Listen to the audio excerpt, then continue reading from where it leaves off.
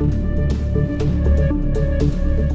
SOUQ morning to you and yours, and welcome to SOUQ News Television. I'm Mbah, and this is SOUQ Business Landscape, like you already know.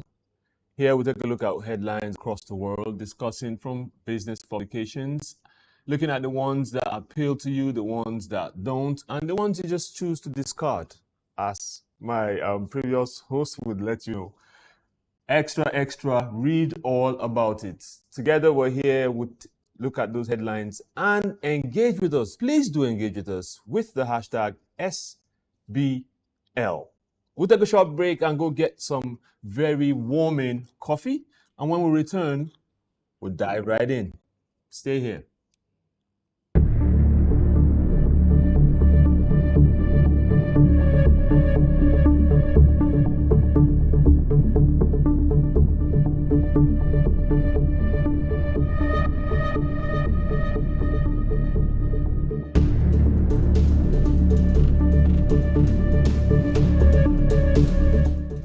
Welcome back.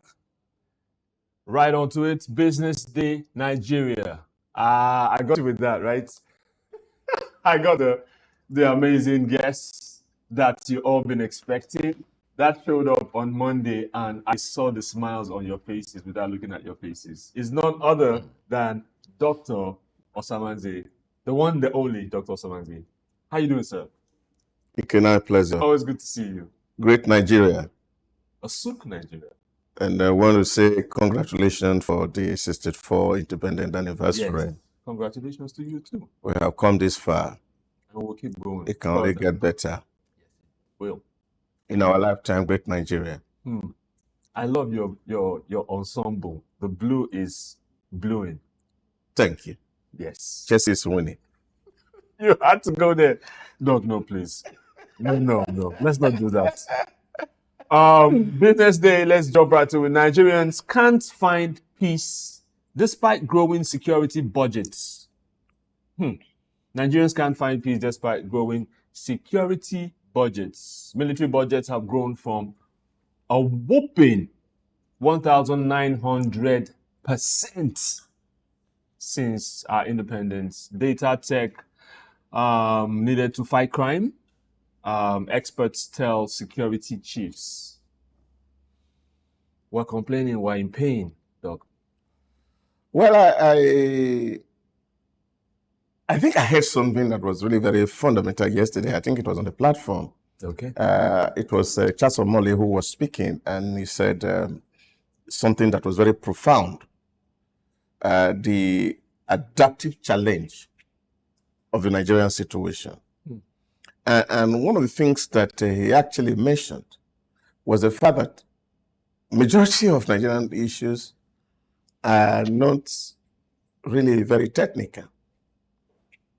And I know that in the last 3-4 months, my own personal engagement with public servants, we've all agreed and come to that sad reality. That's only about 20% of our problem are technical. The 80% is attitudinal. And that's massive. And I don't know how budget can change attitude. See, that's the sad reality. So we can continue to pump in money. As long as the psyche of the average Nigerian man refuses to change,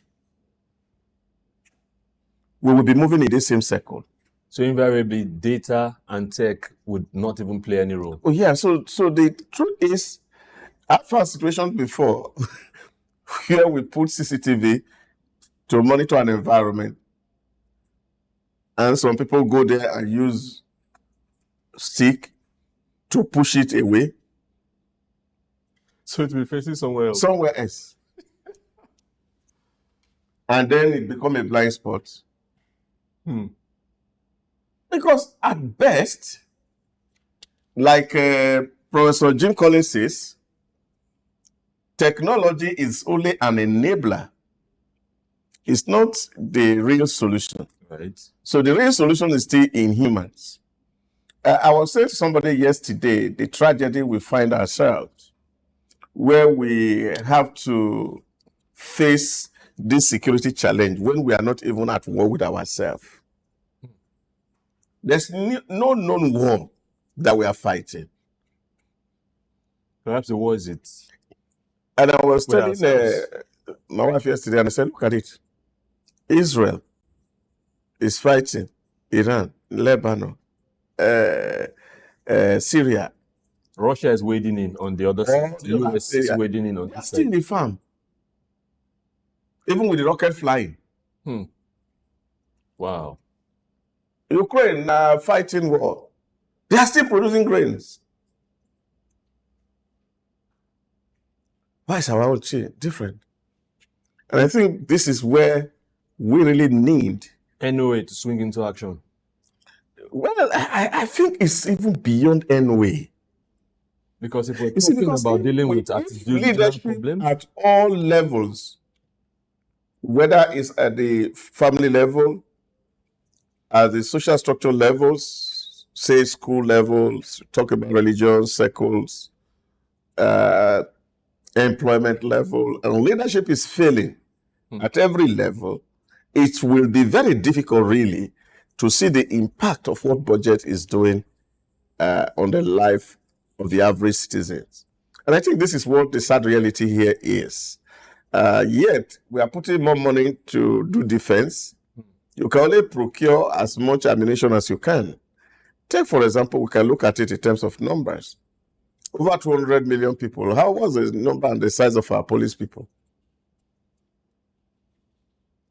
What is even the role that the society itself is playing in terms of enhancing its security? Money at it. The budget keeps increasing every year. No. It's even as if people are now beginning to argue that even the throwing of the money doesn't get to it. Is deliberate to make some people really very rich. So that situation had to be there perpetually so that we can continue to make the nation. Otherwise, explain to me. We have seen video of a bandit receiving a chieftaincy title in Zamfara before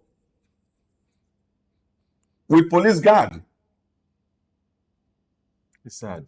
So this bandit lives in areas that are known by the people. Boko Haram lives amongst us. What's the role of the people, even in terms in helping the security agencies? See, because one of the things that I hear many times among security experts is that, intelligence. I don't think intelligent officers are witches and wizards who can read people and see what they are. They only will act on the information that the people provide for them. So I can whisper to the police here and say, look, this guy here is a bad guy. We saw him come in at this odd hour. I think searchlight should be on him. And I think those are the things that we should be doing. But unfortunately also... I like to play on the other side. You know, many times when this happens, the aim is to help the community and help the security forces. But what happens is, this guy is a bad guy. You whisper, this guy is a bad guy. He came in at so and so time. This is what he's doing. There's proof. They get the guy, they go and tell the guy that this is who said so. Yeah, that's the problem. That was actually I wanted to mention. Because, of course, we also see that because when some people take in some cash and then a lot of things happen. But don't also forget, really, another point that I've also made in several fora is the fact that we have also had bad boys. But we cannot but emphasize this. Who have been in secret courts in universities for the last 30 years. And many of them now occupy strategic position. In government, in private sector. In security outfits. And they now have the capacity to really protect. They're empowered. And empowered their so-called members. Some 10 years ago, they were recruiting children in our own community way back in the village to enter secret court. They have not even entered university. So, you find that there's all sorts of crime, and this tendency toward crime and cheap way to make money is actually the problem. Look, we could go on and on, but let's go on to the next headline. Glitz Music Herald Business Day Top CEOs Awards 2024. Lovely. Why NNPC prioritizes Dangote in Naira crude sales? Why NNPC prioritizes Dangote in Naira crude sales? Well, this problem has come to us, and we are here. Is this one of those headlines that's supposed to just create a buzz? Because from things that have been happening, Dangote hasn't been in their good books, which is why one of the reasons why he screamed blue more. No. Dangote has always been in a good book. But there was a time he was saying, okay, you don't want to support. Come and buy the refinery. Yeah, because of course, there are some certain things he wanted, and the regulators want some certain things. Don't forget that Dangote is a private business person. And the goal of every private business person is to maximize profits. And the role of the government is to ensure that the very poor, the weak, are protected in society so that they are not swallowed up by the very strong. Is that really what's happening? Oh, yes. So you find that the regulators, they have a burden to protect the individual.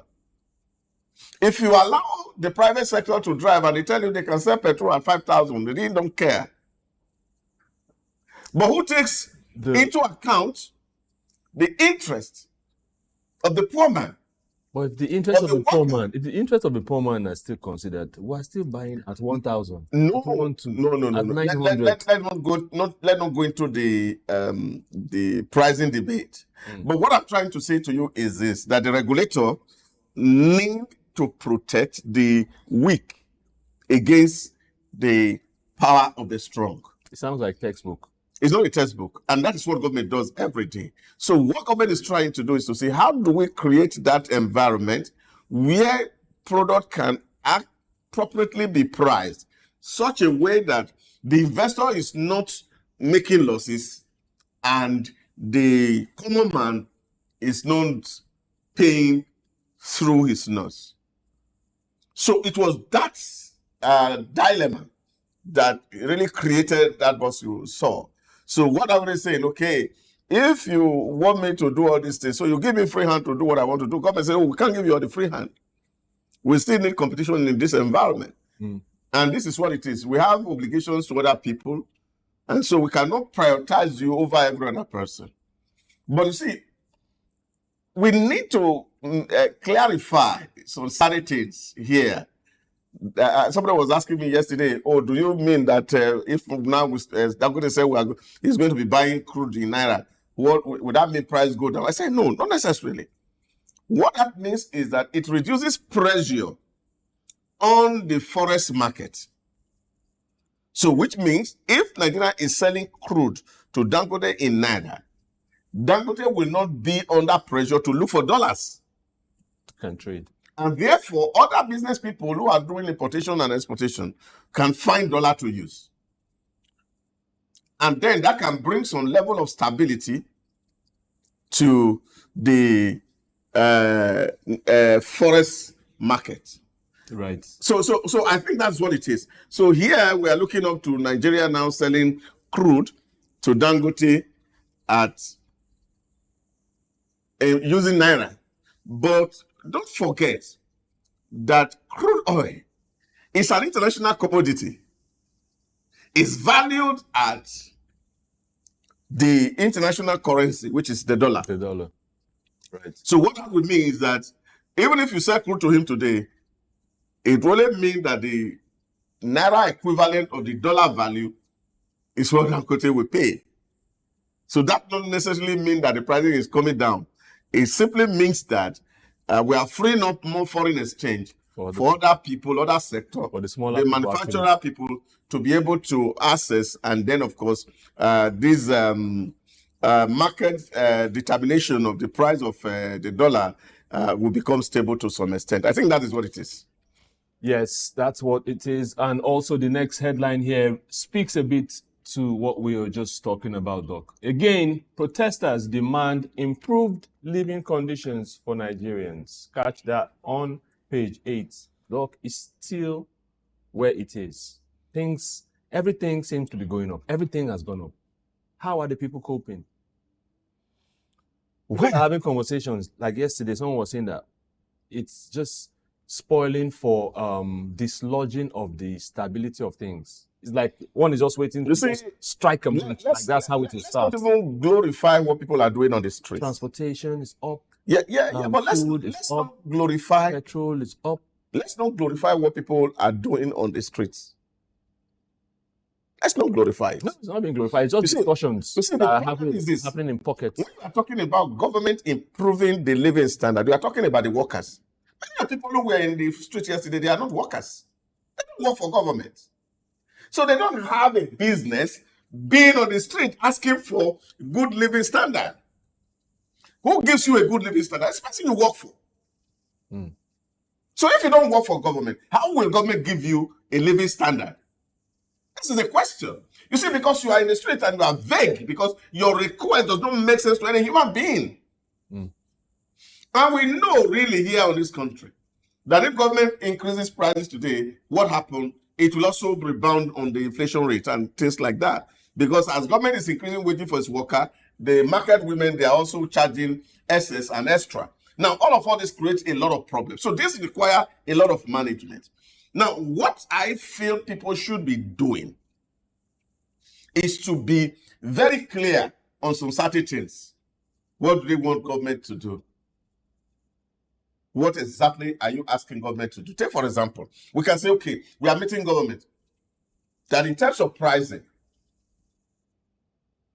can you take, for example, NNPC, maybe MPA, of partially funded agency so that I can fund them fully. So rather than collect royalty from people who use those facilities, then we can actually use that in the form of a subsidy. That makes sense. To say, okay, if you look at the pricing template of NNPC, in terms of petrol, for example, what comes in via the from abroad, you calculate what port charges are, custom charges, and all of this. So if you remove all of these charges, for example, of course, you can put price down. We can ask government for such a thing. But the most terrible part of the national conversation, which is, of course, what I talk about, the attitude problem, is that many of our people are crash opportunists.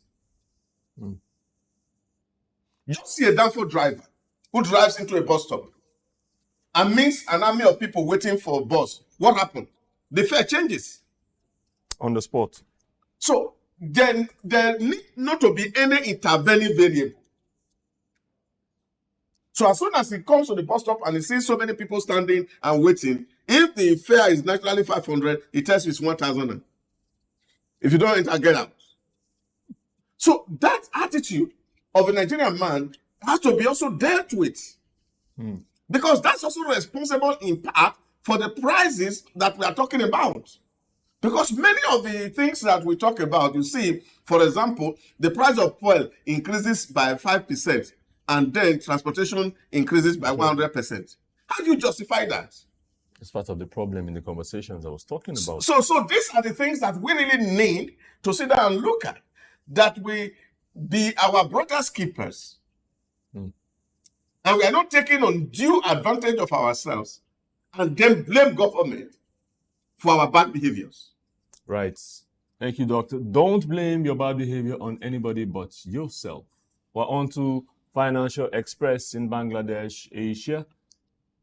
SEBI tightened rule to check F&O frenzy. SEBI tightened rules to check F&O frenzy. So here they're asking and demanding stricter framework. Their minimum contract value is raised to 15 lakhs. And that's what's happening. They're asking for stricter rules, Doc. What's going on with these people? You know, in Bangladesh, it's quite unfortunate. I was traveling the other day, and again, I found traveling from Houston, Texas, London to Gatwick. And the young man who picked me up was also in Bangladesh, and I was asking him, what's happening in your country, really? And he was telling me the lot of politicization of the problem in Bangladesh. And in his own thinking, he feels that the problem in Bangladesh is actually the problem of the West. Fighting and scoring for who will run. In as much as he doesn't want to exonerate politicians from the accusation of corruption, but also that the influence of the Americans who want a base very close to Bangladesh and that the lady refuses was known that a lot of people who were actually on the streets were not people who really understand what was happening, but were only responding to the pressure that were from the outside. And for him, he feels that this guy that is there right now is going, because he's an internationally acclaimed person by the West. World Bank and the IMF had honored him severally. The role he has played in terms of creating a microfinance institution and community banking, cooperatives to solve communal economic problems. It's arena economics, Mohammed. So that is so weak that, of course, that the problem in Bangladesh is going to get worse. But I also see that these tightening measures can actually be, of course, like we say, the Bretton Woods approach to economic challenge. So what you do, Bretton Woods always ask you to tighten your belt so that you're able to pay them back whatever thing that you are owing them. So that tightening of belt are things that you see when you see government operating at that level. But I was, the day I was on the show, you were not around, and I said I wish Doc was here to speak on this. It was same publication in Bangladesh. They had 4 to 5 different loans come in that week. So there was loans from World Bank, billions. There was loan from Germany. There was loan from IMF. Mm-hmm.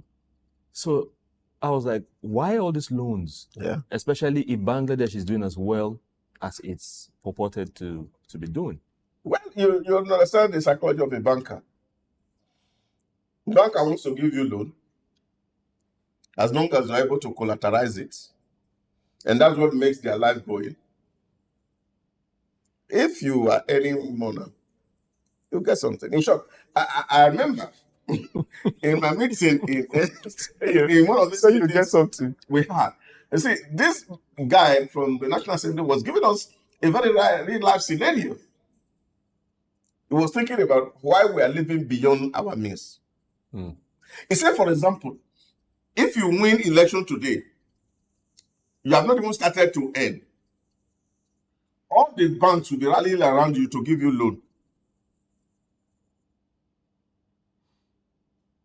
You understand what that means? With collateral or without? Yeah. Because they understand that, look, your money will be coming to your account, so they are going to be maintaining that. And if it's only the charges that they are taking, it's a lot. So, banks sees that you are doing well. And don't forget that the Bangladesh economy, to some extent, have been doing very well. Yes. The garment industry alone is making so much money for Bangladesh. True. So what World Bank tells you is take more loan, expand. It has happened to us. When we didn't need money, they were begging us in Nigeria to take loan. Remember those days of Go On, 1967 to 1975. They were begging us to come and take loan, even when we didn't need it. But now we need the loan. They don't want to borrow us money. Doc, you said we have spent our future. Why would they give us? Yeah, but that's the psychology of the bank. So what you see is that bankers always will want to give you more loan. Because they see what's coming in. Because they can project that you are able to pay back. Even if you are not going to be able to pay back, at least you have an asset enough that they can sell and take your money back. But so for some people who don't have work, they won't give you loan because they can't track it to anything. They can't even track you when the time comes. Yeah. That's the banking system, and it is global. It's not just a Nigerian bank; it's global banking. So So Bangladesh, IMF is also like that. So they have to put pressure on you and say, take more money. a lot of money Oh, have yeah. gone into Bangladesh. On the international news, on this publication, Financial Express, Samsung set to cut thousands of jobs. Catch the full gist on page 13. Will companies such as the big, should I say the big ones? Because they like to say the big five, the big six. Samsung's among them, as well as Apple and the rest of them. When they're cutting thousands of jobs, how does this affect economies around the world? Not just them as a company. Well, there are two factors that one could be responsible for this. We cannot but continue to talk about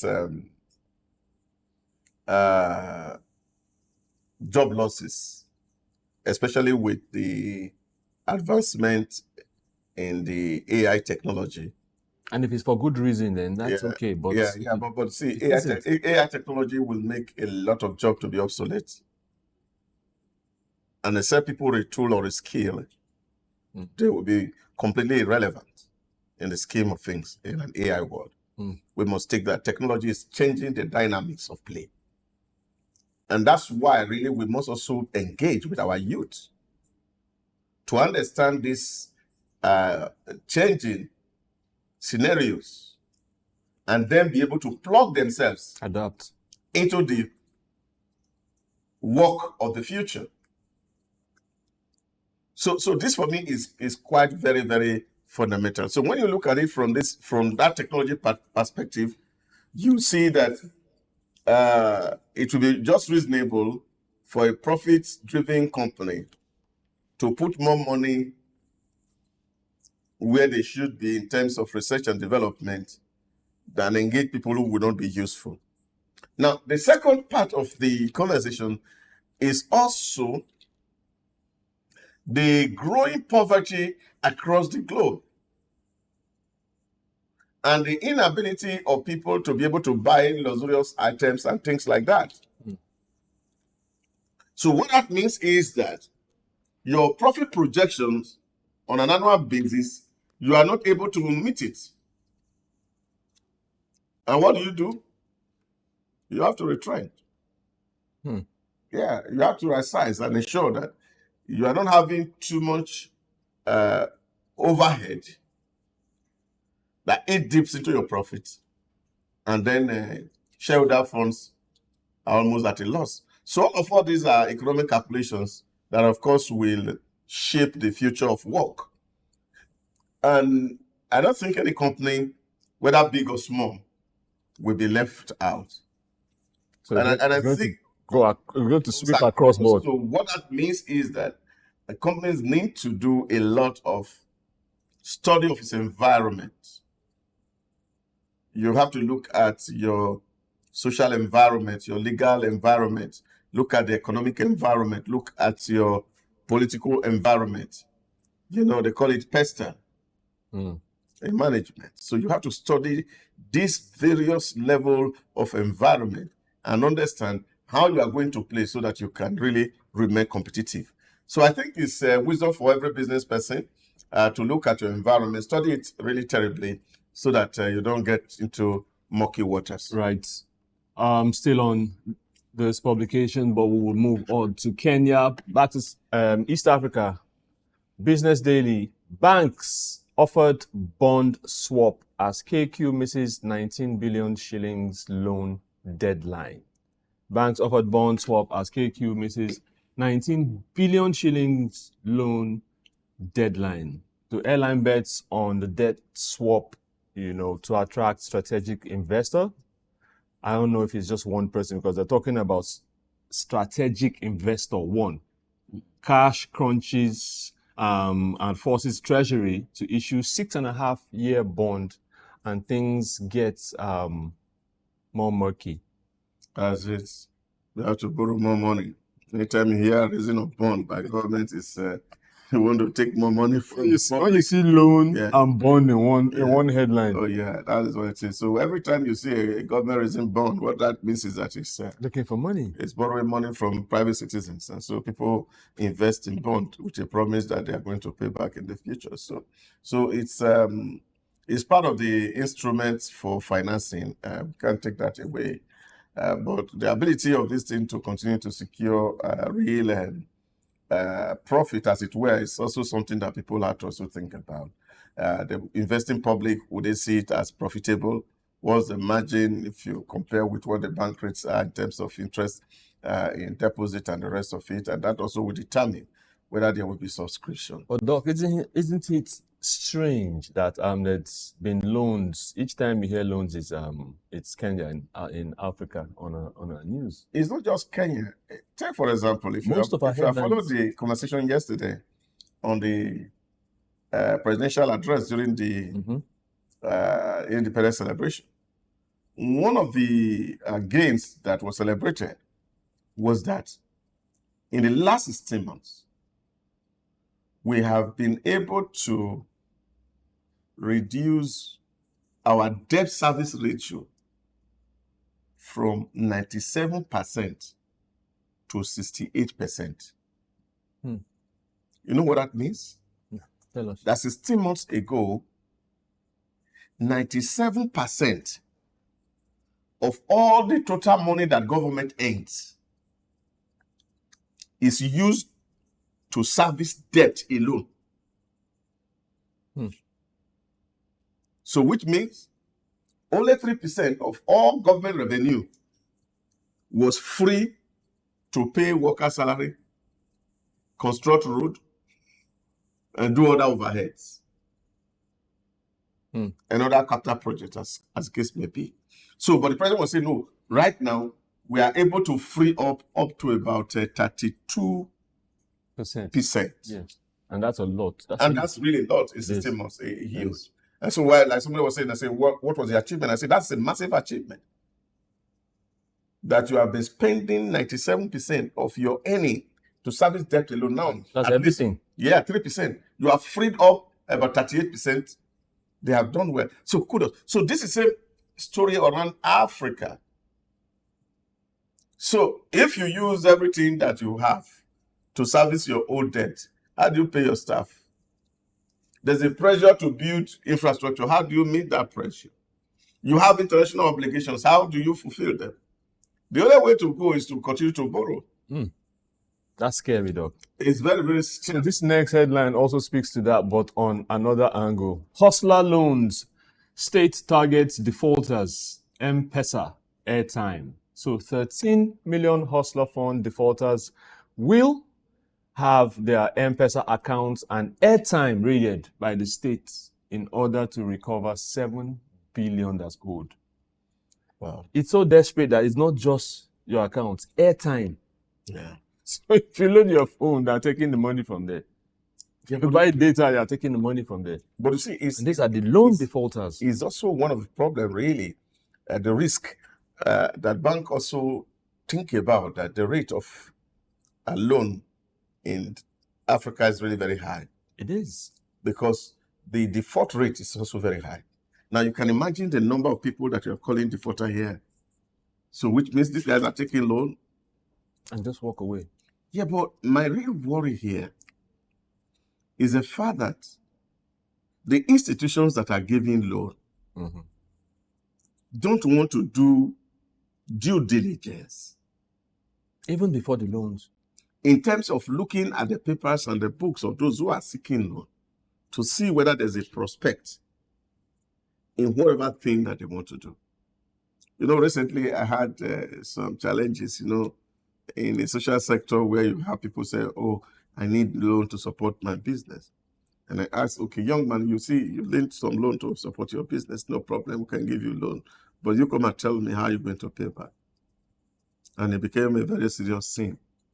For asking. And look, it means you are doubting. I said, no, I'm not doubting you. But you have to just put it in black and white.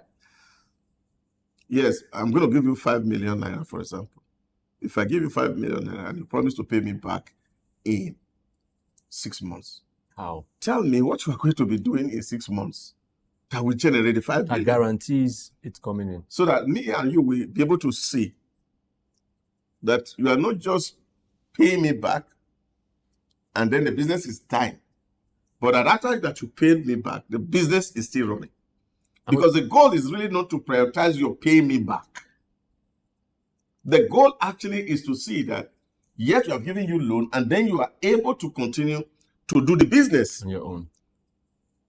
After 6 months, you would have created enough capital to continue to run your business without looking for somebody else's loan. But unfortunately, which is one of the problems that Miles Monroe talked about before he died in his book, The Burden of Freedom, that there are twin problems that is plaguing third world nations, and that's the problem of responsibility and the problem of accountability. Many people in the third world don't want to be accountable. Many people don't want to be responsible. So once you ask people to say, okay, give us a business plan, you find that they are putting things that are not real into it. And then, of course, the assessing authority find difficulty to actually see that these things will work. If you ask me, for example, you want to invest in a bakery and you say you want to produce bread, you're asking for 1 billion naira loan. And this loan is going to be paid over a period of 36 months. Now, that's about 3 years. And I'm asking, how many population of people in that place? How many other bakery exist there? What's the size of the bakery market? Who owns what size of the bakery market? What percentage of the size of that market you want to take that will generate that 1 billion? All these things have to be analyzed before I can say, okay, yes, there's a capacity to pay back. But here, loan is like a social service. And so people just take it without any necessary preparation to repay back. And they see it as part of the national cake. And I think this is a problem. Here now, people will also run away from buying a credit. And then they are incommunicado. That's the thing, because if those papers and documents were looked at, carefully combed through, people wouldn't even consider doing away with those loan facilities. Business Day South Africa, SA needs 2 years of 2% growth. I looked at this and I thought that perhaps the person was trying to get attention. SA needs 2 years of 2% growth. So they want to grow 2% every 2 years. Is that a good thing or a bad thing?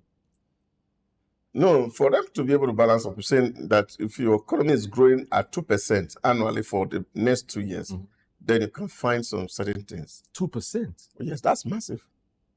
Really? Yeah. Please make us understand. See, what it means is that if you take, for example, South Africa, it's one of the most It's a huge economy, yes. developed economy in Africa. And given the fact that, of course, a lot has been done there. Now, what you're going to be looking at is the possibility of new investment and new investor in that space. People willing to bring in money to that space.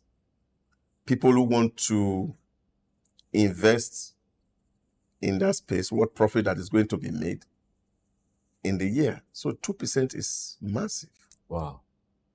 So you see that nations are growing progressively.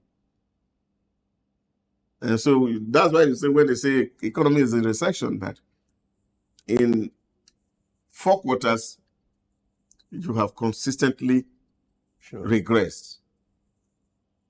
So the economy, rather than growing, is shrinking. So, but when you have it a constant growth for 2 years, it means that additionally, what that means is that 2% of more people are employed. The economy is better by 2%. The living standard is better by 2%. And of course, cumulatively, over a period of time, you see good things happen. So 2% is huge growth rate. Yes. Especially for an economy that is so advanced. 2% is good percent.